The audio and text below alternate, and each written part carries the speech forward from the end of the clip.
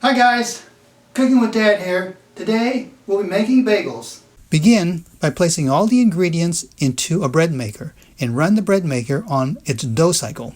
If you're doing this by hand, I provided written instructions that follow this video.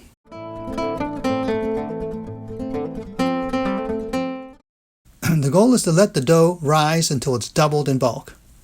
So at the completion of the bread cycle, you open the bread machine and you deflate the dough slightly, shape it into a ball, divide it into 8 equal pieces.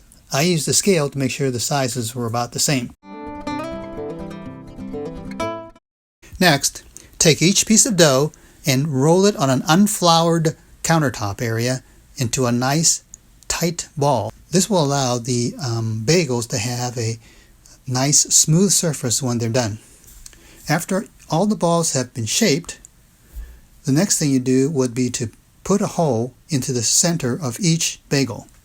Try to make the hole about 1.5 to 2 inches in diameter.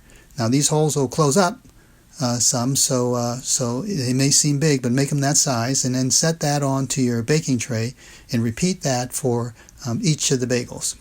Cover it and let it rest for about 10 minutes. Uncover and carefully place the bagels into the boiling water. Boil each bagel 1 to 2 minutes on a side. Boil both sides.